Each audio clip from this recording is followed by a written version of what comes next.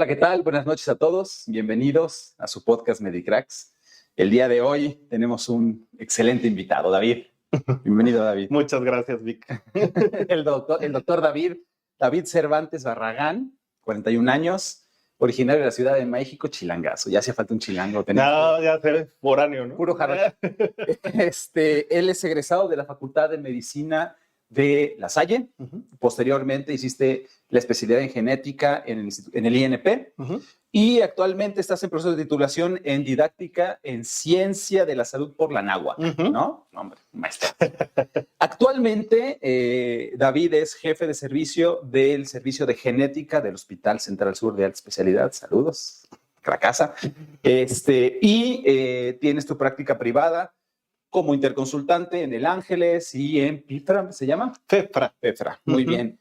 Y es profesor de genética de la Facultad de Medicina de la Universidad de La Salle. Muy bien. Genética. Estamos platicando ahorita antes de la entrevista, ¿no? Que pues, la verdad, la gran mayoría no tenemos idea, que somos médicos, hacemos especialidad, de qué se encarga la genética. Y invitamos a David, uno, porque es un excelente amigo, y dos, porque es un crack en la genética, en ese tema de enfermedades raras o poco frecuentes, enfermedades lisosomales, enfermedades hereditarias, y le podemos seguir todo el día, ¿no? En la especialidad que tienes tú en el área de genética. Pero cuéntanos, ¿no? Porque todos nos preguntamos qué hace la genética, ¿no? La especialidad en genética. Incluso, me atrevo a decirlo, con todo respeto, hay médicos que no sabemos que hay especialidad en genética. Entonces, cuéntanos, por favor, David. Bienvenido primero, gracias por estar aquí con nosotros y cuéntanos de qué se trata la especialidad en genética.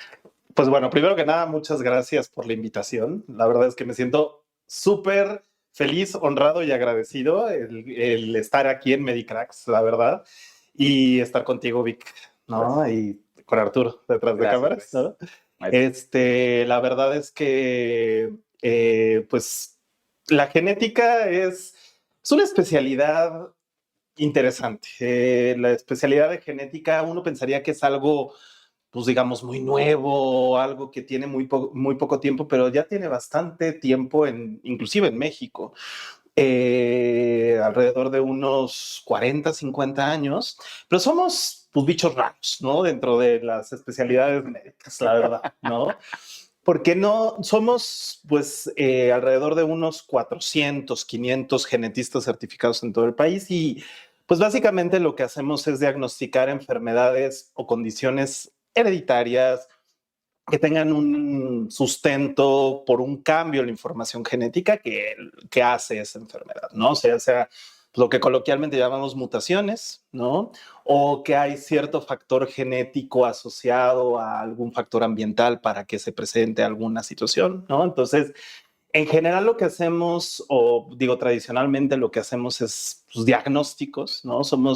O tú como quirúrgico, pues yo siempre luego les comento a los pacientes que hay como dos grupos de médicos, ¿no? Los médicos que tal vez van a encontrar digamos, mucho de la causa, de la raíz de un problema y otros que van a tratar al paciente, ¿no? Hay que cada vez esto se está haciendo pues más sincrónico, ¿no? Afortunadamente, pero pues nosotros nos dedicamos mucho al diagnóstico, cada vez un poquito más a terapéutica y eso igual platicamos. Claro, porque es un tema, ahorita me venía a la cabeza, ok, haces un diagnóstico y cómo haces una terapéutica genética, ¿no? Pero venga, a ver. Síguele, estoy interesado. No, y finalmente, pues tenemos condiciones de todo tipo, ¿no? O sea, podemos tener enfermedades que tal vez dentro de la genética no son tan raras, como, pues, por ejemplo, pacientes con síndrome de Down, o condiciones como el cáncer de mama hereditario, por ejemplo, que cada vez de colon hereditario, que no es tan raro, ¿no? Hasta condiciones, pues, no sé, raras, ¿no? O sea, que es un paciente de 1 en 1 millón, de 1 en 2 millones, o es el caso 30, 40, 50 del mundo, ¿no? O sea, entonces, eso es lo padre y lo diverso de esto, ¿no? Que tú puedas como tener como esta gama, ¿no? De opciones y de posibilidades y pues qué estrategia vas a usar para diagnosticar y para sospechar que el paciente tiene algo, ¿no? Ok, una vez que haces un diagnóstico, debe ser súper difícil, ¿no? O sea, si teniendo al paciente enfrente, tocándolo y diciendo, pues aquí está tal órgano y pues ahí duele, ¿no? Genéticamente, pues tú dices, ¿cómo, no? Tienes que hacer algunos exámenes y todas estas cuestiones. En el área de la terapéutica, ¿no? Okay. El alcance de la genética en el área de la terapéutica, ¿qué hay? ¿Qué viene? ¿Qué sigue? Pues justo, digamos, como te decía, hay dos como grupos de pacientes. Los pacientes que tal vez tienen un diagnóstico no tan difícil, clínicamente los puedes diagnosticar, pero también tenemos pacientes que hay que abordar, ¿no? O sea, desde el punto de vista, tal vez tienen un signo que puede ser común a muchas enfermedades genéticas y entonces pues tienes que ver cuál de todas esas enfermedades genéticas es lo que tiene, y esto implica pues a veces estudios que conllevan al paciente o a veces a la familia, y una vez teniendo este diagnóstico, pues ya el poder pues explicar el por qué. Muchas veces eso es algo importante, ¿no? Y hace que después de algo que nosotros llamamos odisea diagnóstica, que es que un paciente vaya con un médico, no sepa qué tiene, vaya con otro, no sepa qué tiene, y le hagan 1000 estudios y ya llegue, pues después de 10, 15 médicos, el tener un diagnóstico, pues libera muchas veces el saber. Pero también en la parte terapéutica cada vez hay más, digamos, opciones, ¿no? Las primeras terapéuticas farmacológicas en genética pues, tendrán alrededor de unos 20, 25 años y generalmente se dieron para enfermedades lisosomales. Fueron como el primer grupo de patologías genéticas, pues digamos, claras donde hubo algún tratamiento. Pero ya en la actualidad podemos pasar desde cosas de ese estilo hasta terapia génica, por ejemplo, ¿no? Que podamos tal vez agregar un gen que está alterado, está mutado, y producir una proteína que usualmente no se produciría.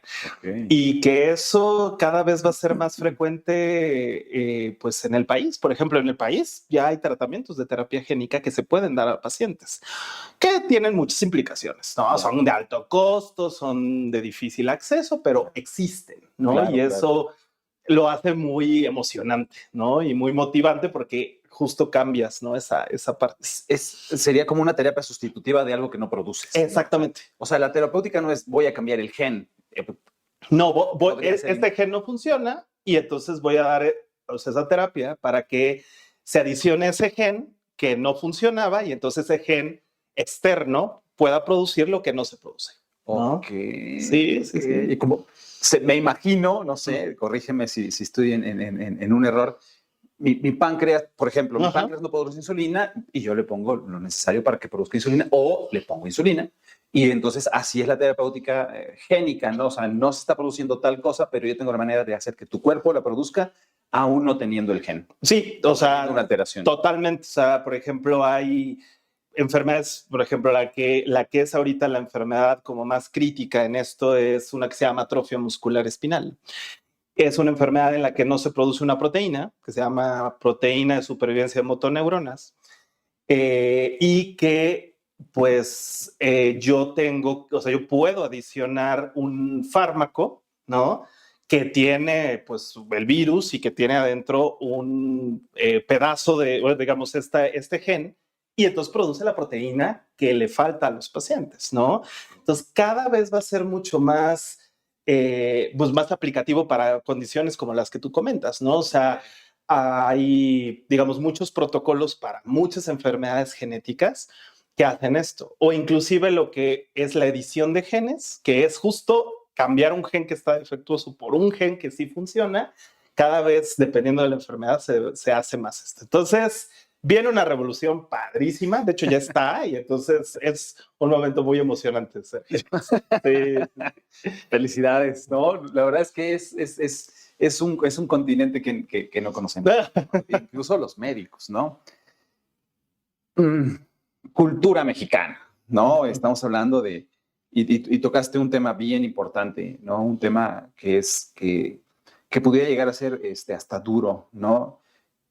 Nosotros estamos hablando como médicos, ¿no? Entonces, pues, tú me explicas y yo te entiendo, pero ¿cómo explicarle al esposo de la señora, de la familia que viene de la sierra, que él o su esposa tienen una alteración que hizo un problema, ¿no? Obviamente es un reto en cada caso. O sea, la verdad es que nos ha tocado, bueno, en mi haber, pues de todo tipo, ¿no? O sea, personas con doctorado que aún con el doctorado no te entienden nada, ¿no? Y personas muy, digamos, de una educación muy básica en donde pues captan más o menos que existe algún tema. Pero yo creo que aquí la clave es la comunicación. Y eso es algo que muchas veces a los médicos nos hace falta. Sí. El aprender a comunicar algo. O sea, ¿cuál es el objetivo de esto, no? O sea, ¿cuál es la intención y cuál va a ser la probabilidad o los riesgos? Eso es algo que no tal vez ni siquiera es de una consulta, ¿eh? O sea, a veces puede ser que el proceso sea de 1, 2, 3 consultas para que se entienda, ¿no? Inclusive de repente luego les preguntas a los pacientes, oiga, a ver, de todo lo que hemos platicado, ¿qué ha entendido, no? O sea, y entonces ahí te das cuenta realmente, o sea, tal vez de una manera muy explicativa a algunos, pero tal vez de una manera muy básica a otros, el conocer realmente cuáles son sus riesgos, porque realmente nosotros somos médicos de referencia. O sea, nunca va a haber alguien de, ay, voy a ir con mi genetista de cabecera. No, para además ni le busco. Exacto. ¿No? Dice, ay, no, ¿para qué? ¿Por qué? O sea, me ha pasado 1000 veces que llega el paciente y es así como de, ay, ¿por qué me mandaron a genética? ¿No? Y están preocupados, angustiados por qué ¿no? esto. Sí, un estigma, ¿no? Sí, totalmente. No, o sea, es como, yo creo que, digo, que seguramente tendrán algún psiquiatra alguna vez, ¿no?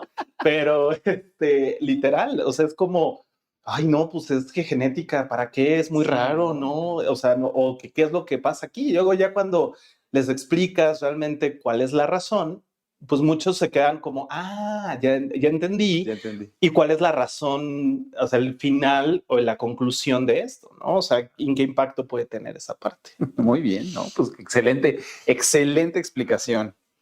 Vámonos unos años más atrás, algunos. Yo ahorita me imagino, pues a un estudiante de medicina de La Salle, promedio, así, ¿no? De promedio alto. Y me lo imagino hace, que será 15 años que entraste a la residencia. Me imagino a un estudiante de octavo, noveno semestre en el internado, soñando o con hacer ciencia, ¿no? O con ser un rockstar que flota y opera, ¿no? ¿En qué momento? ¿Qué pasó? No, es cierto. ¿En qué pasó? ¿Qué estás pensando? ¿En qué momento tú dijiste genética? Híjole. Fíjate que, o sea, yo creo que la inspiración te viene de muchos lados, pero yo he de confesar que cuando yo entré a la carrera, ¿no? Pues no, la verdad es que no, digo, de entrada en los primeros semestres como que no tienes nada de idea de qué onda, ¿no? Entonces, pues yo he de decir que sí, tuve mi práctica de técnicas quirúrgicas, saludos a mi profesor de técnicas quirúrgicas, ¿no? Pero la verdad es que no me sentí, pues, o sea, haciendo clic en un Claro, ¿no? claro.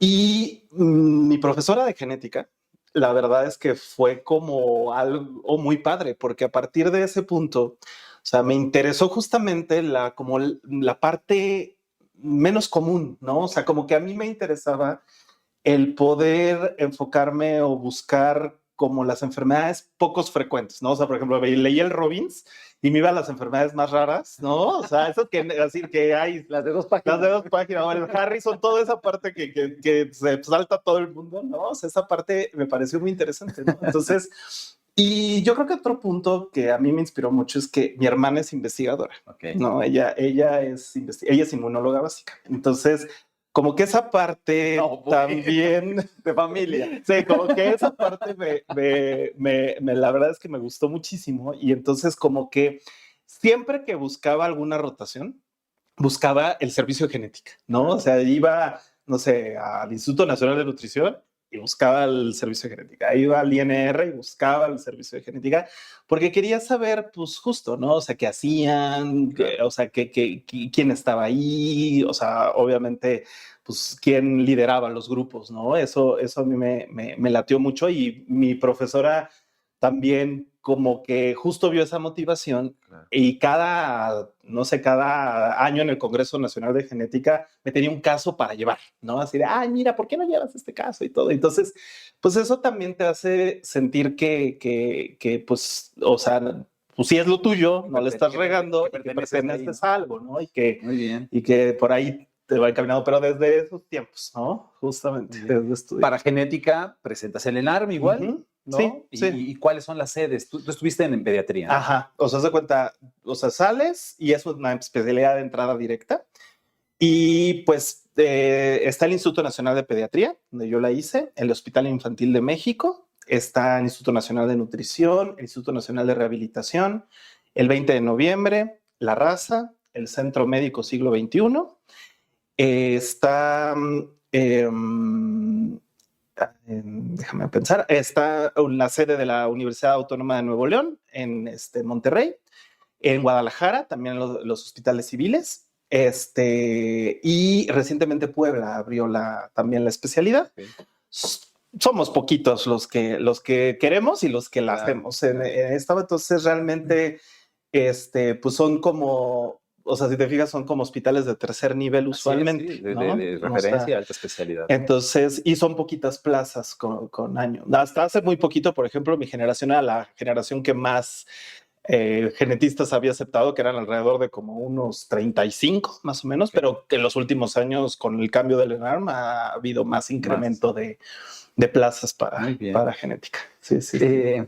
Hay una parte que es, mira, quiero suponer que hay buenas experiencias en el área de la genética, ¿no? ¿Por qué? Porque, pues, digo, tan solo llegar a un diagnóstico y hacer un tratamiento o una intervención en una enfermedad genética o congénita debe ser muy, muy, muy bonito, ¿no? O sea, debe ser una excelente experiencia. Y una parte de esta entrevista que preguntamos de eso, ¿no?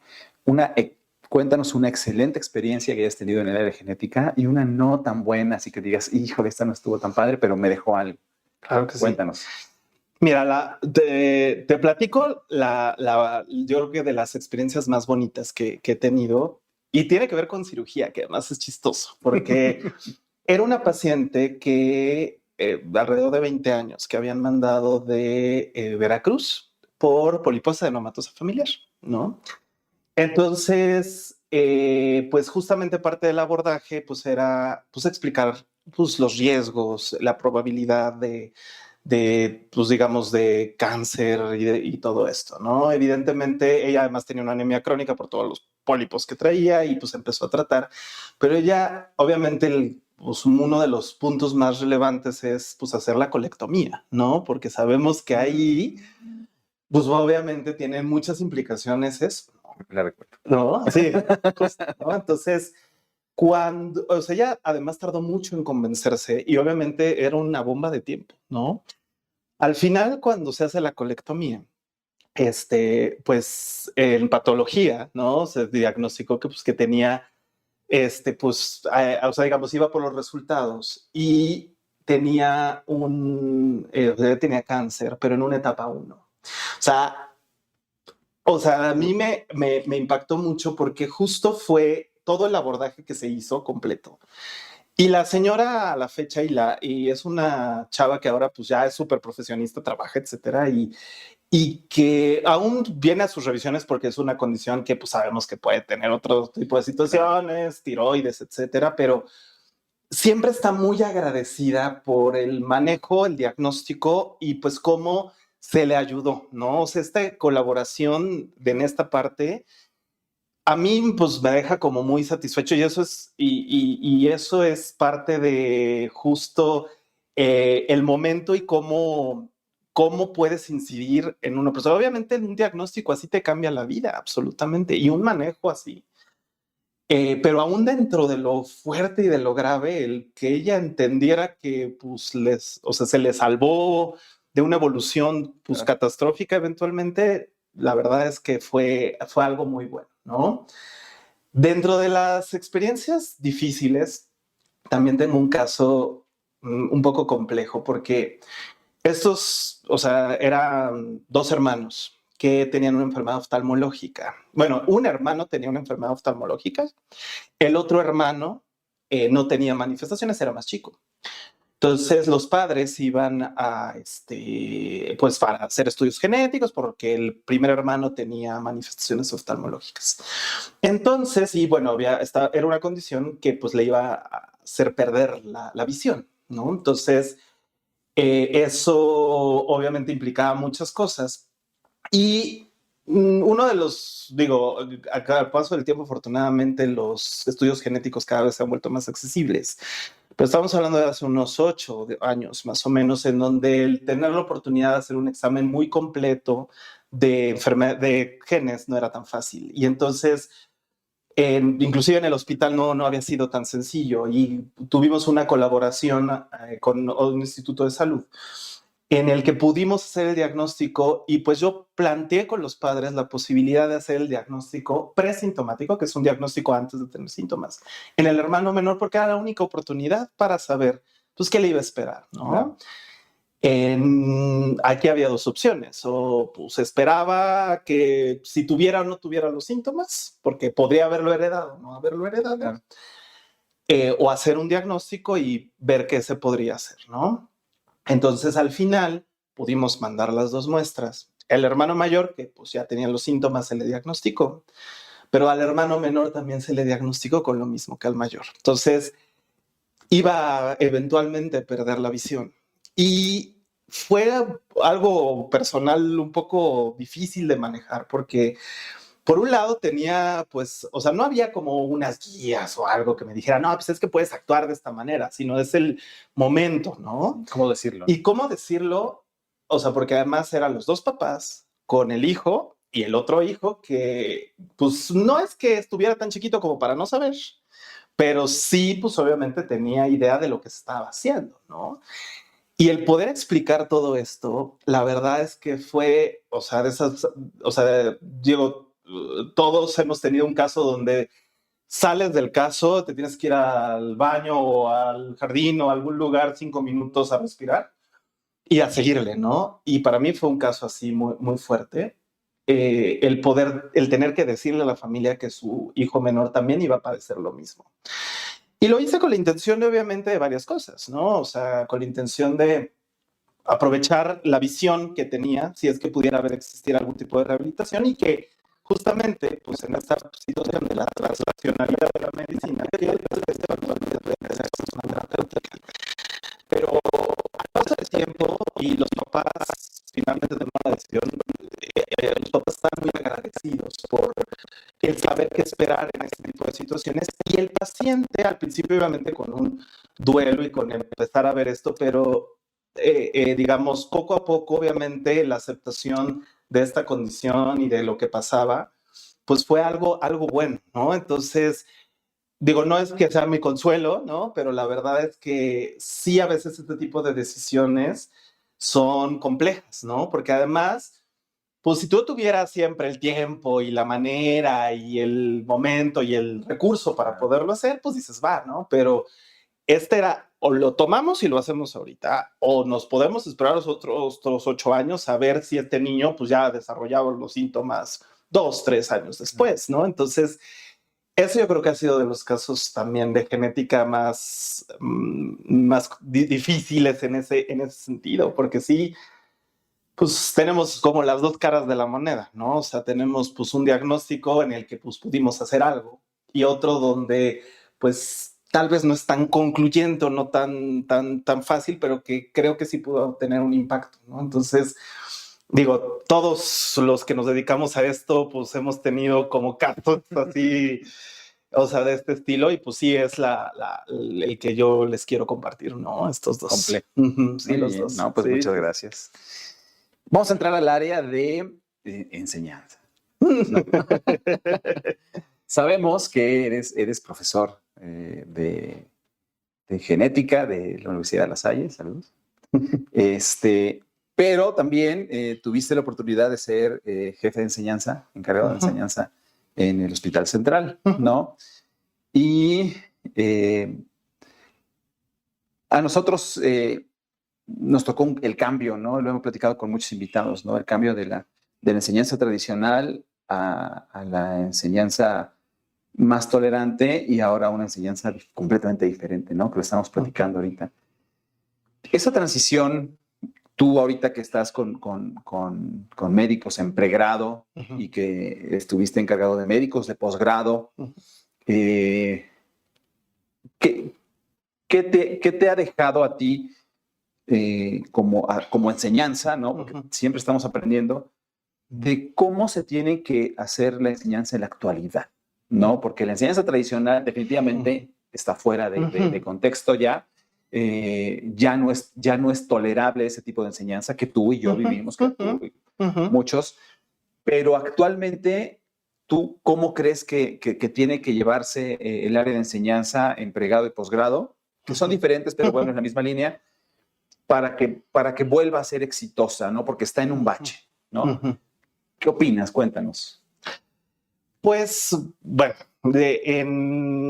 o sea, en lo que yo puedo opinar y en la experiencia que yo tengo, evidentemente, como dices tú, ha sido un cambio muy relevante, ¿no? O sea, del tener pues a alguien enfrente que lo tienes que oír horas y anotar y ver a las experiencias actuales y las gran ventajas que nos dan, pues temas como la simulación, por ejemplo, temas como la virtualidad, temas, o sea, esto son ventajas que hay que aprovechar completamente, ¿no? O sea, creo que el momento que vive la enseñanza médica es un momento crucial y siempre con la visión, creo, en todos los ámbitos en beneficio de los pacientes, ¿no? O sea, eso no lo debemos de perder de vista porque finalmente nosotros nos debemos a los pacientes y eso es lo que a veces creo que se pierde un poco, ¿no? O sea, en el ámbito de la búsqueda de yo, pues tener como más éxito, publicar, hacer más cosas, se pierde el objetivo principal de nuestra fuente, que son los pacientes, ¿no? Entonces, eso es lo primero que creo que debe de quedar como muy claro en cualquier ámbito médico, ¿no? En el tema de pregrado, pues tengo 15 años en la Salle y 10 en la UNAM, ¿no? Y pues obviamente ha habido un cambio muy radical en el que ya el alumno tiene muchas maneras de encontrar fuentes para obtener una respuesta. Pero tal vez el alumno no es lo que está buscando en realidad, sino, y el profesor también, sino es el proceso. ¿No? Hay muchas frases ahorita de disfruta el proceso y cosas así. Y eso yo creo que es parte de, o sea, finalmente tú vas a crear como profesor o lo que tú buscas es un recurso humano que sea útil para un área específica, ¿no?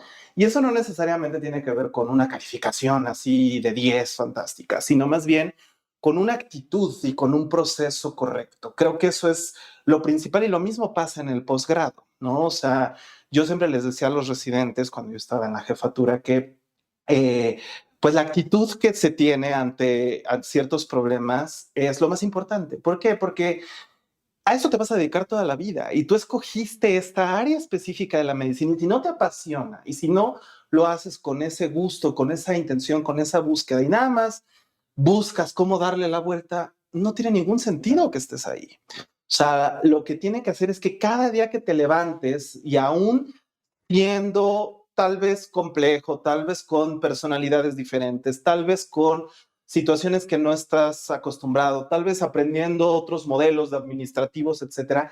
Si el resultado no es la pasión, si el resultado de eso al final del día no es lo que es relevante, no lo estás haciendo como lo debes de hacer, ¿no? O sea, y eso es lo que creo que ha faltado. Yo he conocido excelentes estudiantes de medicina que después se convierten en residentes y después se convierten en adscritos. Ya estoy tan viejo que ya tengo, o sea, ya tengo colegas que son adscritos del hospital y que fueron alumnos míos, ¿no? O sea, por ejemplo, entonces el pensar justamente en eso es lo que creo que no debemos de dejar de ver, ¿no? Claro. Nosotros como profesores, yo creo que lo que tenemos que hacer es, y eso se maneja mucho en la educación médica, es cambiar el modelo, es decir, la enseñanza debe ser centrada en el alumno, porque el alumno él tiene que descubrir sus propios procesos y el profesor, en lugar de facilitar las cosas, debe ser un, digamos, moldeador, alguien que oriente a que si estás haciendo esto de esta manera, lo puedas llevar a cabo con lo que es, con tus propios recursos y con tus propias maneras, ¿no? Siempre con una dirección y siempre con reglas muy claras, pero digamos como un acompañador de las cosas para que el alumno pueda desarrollarse en todo su esplendor, ¿no? Entonces, creo que ahí es donde muchas veces fallamos al querer ser, pues, una enseñanza tradicional, que además en medicina lleva mucho tiempo y sigue siendo una situación muy difícil de cambiar, Sí, es un ¿no? lastre, ¿no? Sí, la verdad es que creo que afortunadamente cada vez se cambia más, pero sigue siendo algo muy difícil. La medicina sigue siendo muy jerárquica, la medicina sigue siendo muy, si a mí me lo hicieron, ahora yo te lo voy a hacer, ¿no? Que eso no tendría que tener cabida en lo absoluto, pero todavía están esas partes y creo que la libertad y la academia deben de estar sobre todo, ¿no? Esa es mi personal opinión. En lo Claro, que yo no, puedo no, decir. y la verdad es que es muy cierta, ¿no? Hubo dentro de esa, dentro de esta parte de la enseñanza actual, eh, a mí, cuando estaba yo de residente, ya hace muchos años, ¿no? Hay pocas frases que a mí se me quedaron grabadas y hubo una, fue un profesor del turno nocturno, un profesor ya de muchos años, ¿no? Ramón López, saludos. Es un profesor que cuando a mí me tocó ser, o sea, ser su alumno, él ya estaba de salida, ¿no? Pero era un tipazo, un excelente cirujano. Y una frase que a mí se me quedó muy grabada y va acorde a la siguiente pregunta que te voy a hacer, ¿no? Que es, me dijo, Víctor, la residencia no es cómoda. La residencia no es cómoda. O sea, la residencia es incómoda.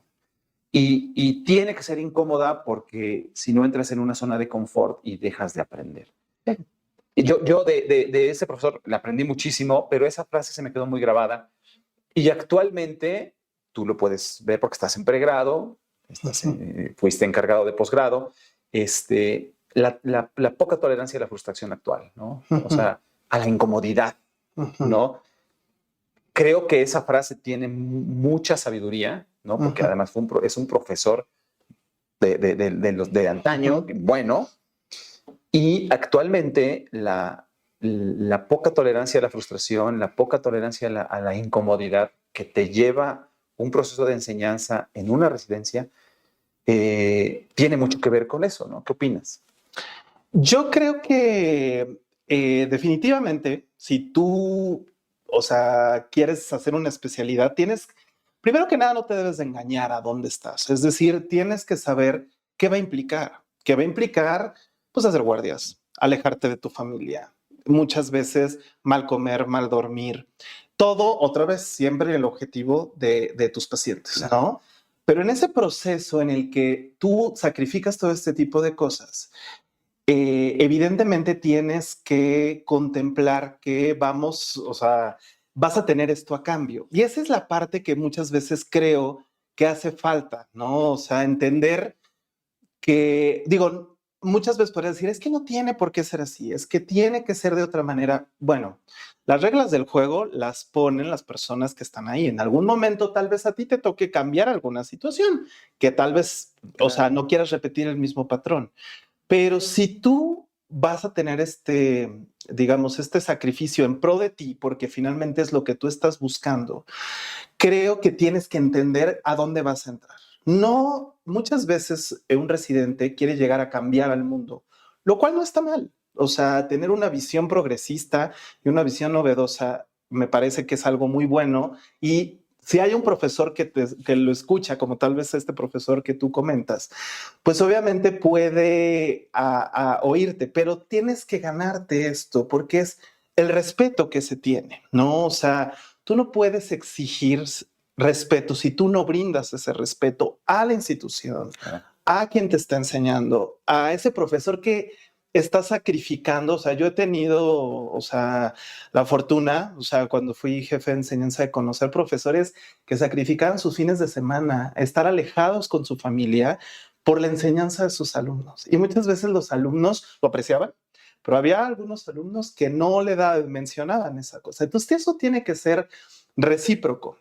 Y esto es parte de la enseñanza, esta relación de profesor-alumno es algo que esta relación es muy sagrada y tiene que plantearse en esos términos. En el momento en el que este respeto se pierde, pues pierdes todo para poder lograr tus objetivos. Entonces, definitivamente, pues, o sea, si tú vas a entrar a un lugar que sabes cómo son las condiciones, pues tal vez en este sentido tienes que tener como muy claro qué vas a recibir a cambio, ¿no? O sea, vas a tener la oportunidad de tal vez pacientes que no ves en otros lugares, de tal vez profesores reconocidos nacional o internacionalmente, y que eso finalmente va a hacer que tú en algún momento seas así. Eso tiene la medicina, que es algo cíclico. Tú, de alumno, te conviertes eventualmente en un profesor. De un día para otro.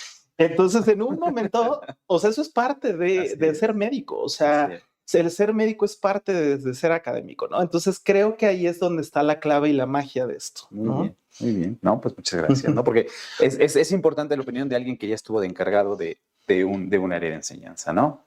Ya entramos a las frases. ya te compartí una de un excelente profesor. ¿Cuál ha sido la frase que en lo personal a ti ha marcado tu vida médica, académica, personal y por qué? Cuéntanos. Bueno, hay muchas frases que a mí me llenan, ¿no?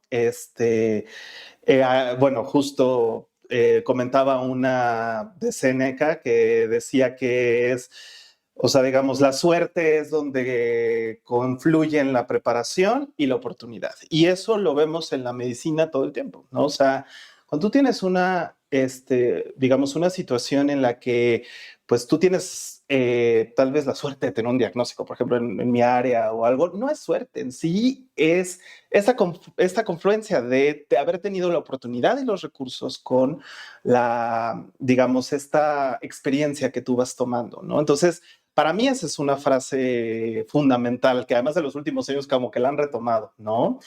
Y para mí me define mucho porque la vida está llena justamente de pues estas golpes de suerte que en realidad pues es con donde está mezclada esta parte. El que tú, o sea, digamos, la trayectoria que tú o que yo hemos tomado, o sea, ha sido por justamente los momentos en los que tú has estado en cierto punto con ciertas circunstancias y tú has tenido esa manera de ver hay algo para crecer, ¿no? Entonces, creo que ahí es donde está esa clave de suerte, pero es basada en tu experiencia y en la oportunidad que te están brindando y que tú estás tomando. Tal vez al principio no lo veas, tal vez al principio digas, esto no es tal vez lo que yo esperaba, pero eso al final te va a hacer crecer y creo que ahí es donde es la clave. Esto me parece... Muy bien, padre. Muy bien, el momento correcto, el lugar correcto. Exacto, la alineación de los planetas, ¿no? O sea, totalmente. No. Excelente. Un tema bien bonito, amistad entre médicos, ¿no? Son dos aristas. El primero es la frase, ¿no? Que ya es una frase típica de este podcast, que es, ¿qué opinas tú de la frase de que el peor enemigo de un médico es otro médico? Uh-huh. Y la segunda parte es la verdadera amistad entre médicos, sean colegas o no sean colegas. Yo creo que depende mucho o sea, como las personas, ¿no? O sea, desafortunadamente, pues afortunadamente y desafortunadamente, pues vas a tener las dos aristas. O sea, en lo que yo he visto en mi trayectoria, pues yo he tenido la oportunidad de tener y tengo grandes amigos médicos, ¿no? Que siempre, pues tenemos esta como visión humanística de cómo poder apoyar en diferentes rubros, ¿no? O sea, simplemente el hecho de que estemos aquí habla de pues una relación justamente de poder hacer algo padre, ¿no? Y lo mismo pasa en cualquier proyecto, ¿no? O sea, si tú te rodeas de las personas correctas y de buenas amistades, creo que puedes llegar a muchos lados, ¿no? O sea, yo tengo, pues, colegas de La Salle, ¿no? Indivisa Manent, aprovechando, ¿no? Pero que justamente, pues, digo, desde referirnos pacientes, ¿no? Porque tal vez yo considero que esta persona es la mejor persona que pueda atender al paciente que a mí me importa, ¿no? Claro. Hasta, pues, tener ya relaciones de unidad, de amistad, de hermandad, ¿no? Entonces, creo que eso es lo bonito, pero pues también no falta el grupo de personas que pues te tienen envidia, te tienen coraje, no sé, tienen algún tema, que eso es algo propio y personal de cada persona, pero donde sí de repente pues buscan, pues tal vez, no sé, tratar de jalarte para abajo, ponerte el pie, en lugar de que sea algo que pudiera fluir o coincidir, ¿no? O sea, yo creo que pues eso depende de ti, ¿no? O sea, si tú pues siempre sales con una actitud adecuada y pues con la idea de otra vez de tu objetivo, pues vas a rodearte de gente fantástica, ¿no? Y pues sí, habrá esa gente que pues exista, pero que esas son la gente a las que no hay que darle importancia, sino a las otras personas. Y yo no solo hablaría de médicos, particularmente en mi área, tenemos mucha relación con biólogos, químicos, otras áreas, así como tal vez tú tienes un poco más de relación con enfermería, por ejemplo. Y eso también hace otros enlaces y otro tipo de experiencias, ¿no? Creo que eso también te enriquece, ¿no? Como persona y en tu profesión. Muy bien, ¿no? muy bien. Sí, sí, toda la razón, ¿no? Hay que dejar a un lado esos lastres y Haters gonna hate. en lo que vale la pena, Sí, ¿no? exacto. Sí. ¿Cómo te ves tú? La pregunta es, en la, en la preentrevista, la pregunta es 10 años, pero es un truco. ¿Cómo te ves tú? Tienes 41 años, en unos 25 años. Híjole. Tal vez jubilado. No, no es cierto. Yo sí. No, pues digo, yo creo que habiendo disfrutado el proceso, probablemente cerrando algunos ciclos, abriendo otros, ¿no? Y que creo pues de eso se trata la vida finalmente, ¿no? De aprender y ver qué es lo que sucede, ¿no? Tener pues toda una, o sea, yo en 25 años yo me vería con una vida pues muy bien vivida y con toda la posibilidad de seguir, ¿no? Pero al menos esa etapa de 25 años, haberlos vivido en plenitud, haber hecho y desarrollado todos los proyectos académicos, personales, profesionales que yo me planteé, ¿no? O sea, o acercarme a ellos, ¿no? O sea, porque digo, la vida también a veces es así, ¿no? O sea, te dice, pues aquí no ahorita, ¿no? Mejor después, o sabes que por ahí no va la cosa, ¿no? Entonces, esta parte creo que también haber disfrutado estos 25 años en todas las esferas de mi vida, creo que eso y con planes de seguir disfrutando en otros aspectos, pero sí, y bueno, la genética es mi pasión, entonces yo espero seguir haciendo genética y la educación también, entonces espero seguir dando la enseñanza. ¿No? Sí, Perfecto, sí. Perfecto, muy bien. Este es un programa de cracks y por eso estás aquí. Y todas las personas que vienen aquí, que sabemos que son excelentes en sus áreas, que son expertos, que tienen especialidad en diferentes áreas, han tenido un crack mentor o varios crack mentores, ¿no? Uh-huh. Y es importante darles ese reconocimiento, ya que estás aquí, que esas personas sepan que tuvieron una excelente influencia en tu vida, ¿no? Uh-huh. Profesional, personal o ambas, ¿no? En este caso, cuéntanos tú quién o quiénes, se vale decir nombres, mandar besitos, saludos, han sido esos cracks que han tenido buena influencia en tu vida profesional o en el ámbito personal. Bueno, desde el punto de vista profesional, primero mencionaré es que yo creo que justo tienes la fortuna de haber tenido muchos mentores en diferentes momentos de tu vida, ¿no? O sea, mi crack así, pues bueno, voy a hablar primero de los profesionales y después de los personales, ¿no? En los profesionales, pues yo descubrí la genética, pues justo en la carrera, con mi maestra, la doctora Ariadna González del Ángel, que de hecho es colega profesora y también de la universidad. Entonces seguimos juntos dando grupos, ¿no? Los dos, ella da el 1, yo doy el 2, ¿no? Y en el ámbito de mi especialidad, mencionar a la doctora Victoria del Castillo, la doctora Esther Lieberman, a la doctora Emi Yokoyama y al doctor Camilo Villarroel, que sin ellos más la doctora Ariadna no hubiera logrado la parte genética, la verdad, ¿no? Quien no debe faltar, es la doctora Juana Inés Navarrete. O sea, la doctora Navarrete, Juanita, para mí ha sido, pues, mi mecenas, la persona que me dio la primera oportunidad que tuve laboral, desde un punto de vista ya profesional en la consulta, y que me ha apoyado y me sigue apoyando aún el día de hoy en todos los proyectos que tengamos, ¿no? Entonces, para mí, ella, la bióloga Gaitán, que trabaja conmigo, ¿no? O sea, son pues personas que para mí, yo no me imagino mi carrera sin estas personas, sin la doctora Navarrete principalmente, sin la bióloga Gaitán, la verdad es que no podría hacerlo, ¿no? Y desde el punto de vista de crecimiento en Pemex, o sea, lo he de decir, yo he tenido la fortuna también de conocer a grandes maestros que me han permitido pues desarrollarme. Yo cuando llegué a Pemex no tenía ni idea de absolutamente nada. Yo no me formé en Pemex.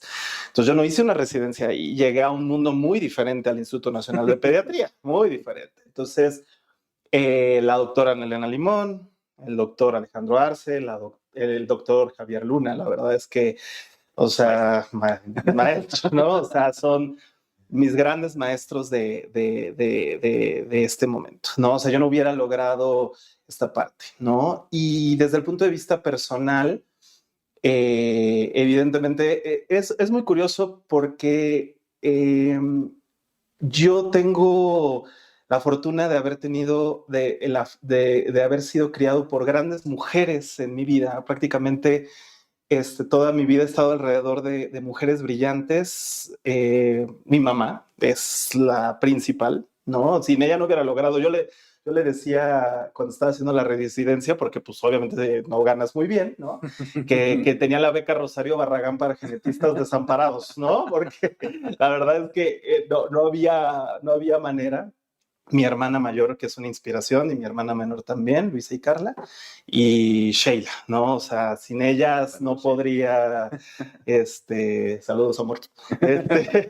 La verdad es que no podría verme en este momento, ¿no? Entonces, he tenido la fortuna de conocer a grandes personas que me han inspirado, ¿no? Y que me siguen inspirando día a día en esta parte. excelente. Muy bien, muchas gracias por compartir. No, al contrario, toda la letanía, pero quiero reconocer, no gané un Oscar ni nada, pero sí, no, la verdad es que agradezco mucho eso.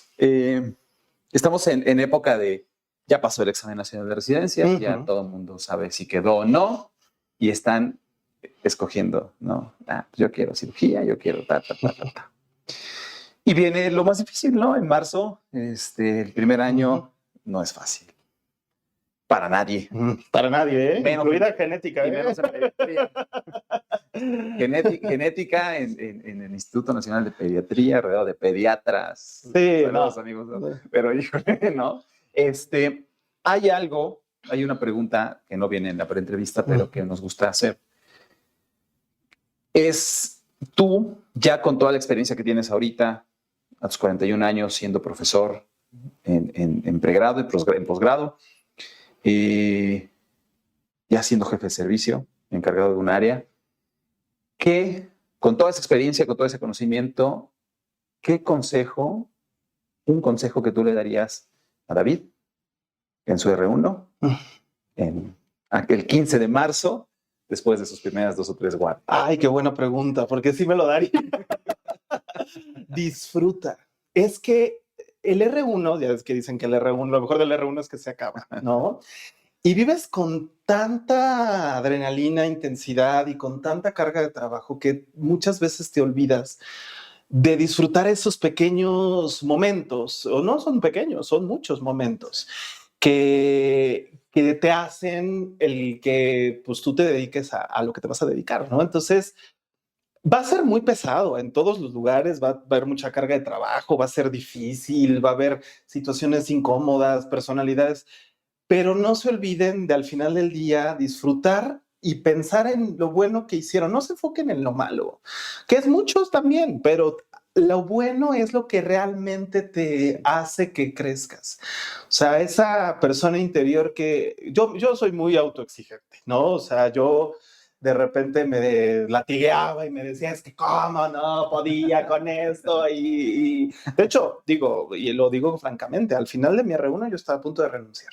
O sea, literal. Y como muchos les pasa, ¿no? O sea, Casi todos. casi todos. De hecho, pues, la mayoría de las renuncias se dan entre el primer y segundo mes, porque pues no se adaptan a esta situación. O, pues, digo, virtualmente visualizan que no es lo que ellos quieran, ¿no? Entonces, o no es lo que ellos querían. Pero si tú no lo disfrutas y no lo haces con pasión, o sea, ¿quién va a querer, justamente lo que decías de la residencia incómoda, ¿no? O sea, ¿quién va a querer estar en un lugar donde mal comes, donde mal duermes, si al final no tienes algo que puedas disfrutar y que puedas decir qué padre y qué bonito estoy haciendo esto, ¿no? Y que justamente esta pregunta de cómo me veo terminando la residencia es muy relevante, ¿no? O sea, creo que ahí es donde vale mucho la pena el que tú dejes esa parte a un lado y de repente digas, bueno, hoy hubo un avance en este sentido, ¿no? Hoy hubo algo que tal vez ayer no sabía y que ahora ya sé